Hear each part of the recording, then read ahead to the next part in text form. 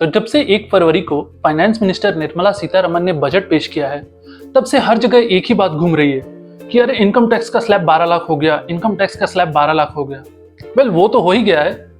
उसके अलावा भी और भी बहुत सारी चीजें इस बजट में पेश हुई हैं जो कि आपको जाननी चाहिए। तो इस बजट में एक इंडिविजुअल के लिए क्या खास चीजें हैं, वो हम आज आपके लिए लेकर आए हैं in our show 5 minute review. तो इनकम टैक्स स्लैब जो कि पहले 7 लाख की कमाई तक जीरो टैक्स लेता था, उसे बढ़ाकर 12 लाख कर दिया गया है।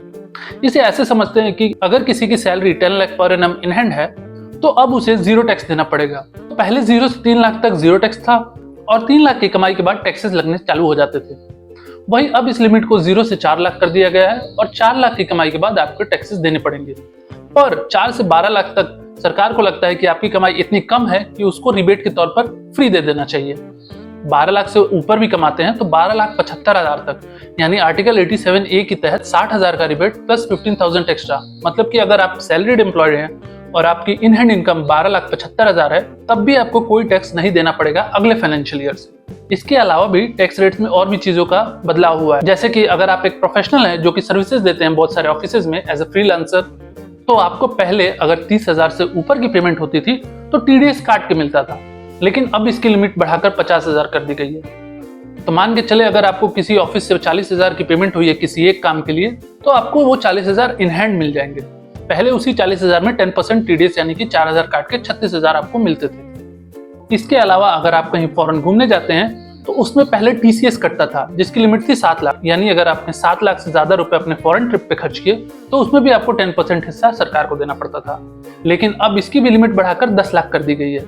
लेकिन सिर्फ टैक्स रेट से पूरा बजट नहीं होता है, इसके अलावा भी और भी बहुत सारी चीजें होती हैं। तो आइए एक एक करके सिलसिलेवार ढंग से जानते हैं कि आप पर एज एन इंडिविजुअल बाकी बजट का क्या फर्क पड़ता है। तो किसानों को जो क्रेडिट कार्ड मिलता है, जिसे किसान क्रेडिट कार्ड या KCC कहते हैं, उसकी लिमिट 3 लाख से बढ़ाकर 5 लाख कर दी गई है।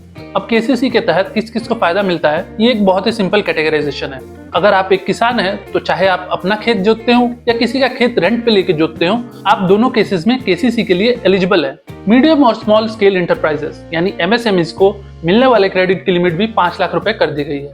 अगर कोई महिला SC/ST कम्युनिटी से आती है तो इस बार के बजट के अनुसार उन महिलाओं को 2 करोड़ तक का स्टार्टअप लोन प्रोवाइड किया जाएगा। स्टार्टअप्स के लिए एक फंड ऑफ फंड्स भी तैयार किया गया है जिसके लिए लगभग 10,000 करोड़ एलोकेट किए गए हैं। AI यानी आर्टिफिशियल इंटेलिजेंस और स्किल डेवलपमेंट पर भी सरकार ने इस बार जोर दिया है। इसके तहत 5 नेशनल सेंटर्स ऑफ एक्सीलेंस बनेंगे स्किल डेवलपमेंट के लिए और 1 नेशनल सेंटर ऑफ एक्सीलेंस बनेगा आर्टिफिशियल इंटेलिजेंस के लिए, जो कि मोस्टली बैंगलोर में सेटअप होगा। PG और UG की मेडिकल सीट्स हर साल लगभग 10,000 बढ़ाई जाएंगी ताकि अगले 5 सालों में ये लगभग 75,000 बढ़ जाएं। ये सीट्स सिर्फ गवर्नमेंट कॉलेजेस में बढ़ेंगी या प्राइवेट कॉलेजेस में, इसका अभी तक कोई क्लैरिटी नहीं मिला है। इसके अलावा IITs में भी 6,500 नई सीट्स बढ़ाई जाएंगी हर साल। अब बात करते हैं इंटरनेट और ब्रॉडबैंड की। तो गवर्नमेंट ने यह फैसला लिया है कि जितने भी प्राइमरी हेल्थ सेंटर्स है और जितने भी प्राइमरी गवर्नमेंट स्कूल्स हैं, उन सबको ब्रॉडबैंड से जोड़ा जाएगा। ये बजट उन लोगों के लिए भी खास है जो Amazon, फ्लिपकार्ट, स्विगी, जोमेटो इन सब के लिए डिलीवरी बॉयज या फिर वेयर हाउस कीपर्स का काम करते हैं। इन लोगों को अक्सर गिग वर्कर्स कहा जाता है। इन गिग वर्कर्स को सरकार ने एक ई-श्रम कार्ड देने का फैसला किया है। अब इन गिग वर्कर्स को ई-श्रम पोर्टल पे जाकर अपने आप को रजिस्टर करना है और अब इन्हें PMJAY यानी प्रधानमंत्री जन आरोग्य योजना के तहत 5 लाख रुपए तक का हेल्थ इंश्योरेंस दिया जाएगा। एक और चीज जो स्टूडेंट्स को दी जा रही है इस बजट में, वो है PM रिसर्च फेलोशिप। इसके तहत 10,000 स्टूडेंट्स को PM रिसर्च फेलोशिप दी जाएगी, जो कि IITs और Indian institute of science Bangalore में होगा। बिहार को इस बजट में इतना प्रेफरेंस क्यों? तो इस बार के बजट में बिहार के लिए 4 चीजें बहुत ही महत्वपूर्ण अनाउंस की गई हैं। एक तो है ग्रीनफील्ड एयरपोर्ट का निर्माण। बेटा जो कि एक ब्राउनफील्ड एयरपोर्ट ऑलरेडी है, उसको पूरी तरीके से डेवलप किया जाएगा। पटना एयरपोर्ट का एक्सपेंशन होगा और एक नया ग्रीनफील्ड एयरपोर्ट, यानी टोटल 3 एयरपोर्ट्स एक बहुत ही कम एरिया रेंज में डेवलप किए जाएंगे, जो कि बहुत ही बड़ी बात है बिहार जैसे स्टेट के लिए। एक और निफ्ट आ रहा है बिहार में, फैशन टेक्नोलॉजी वाला नहीं, ये है national institute of food technology. इस बजट के अनुसार बिहार में एक मखाना बोर्ड भी क्रिएट किया जाएगा और एक वेस्टर्न कोशी कनाल का भी निर्माण किया जाना है।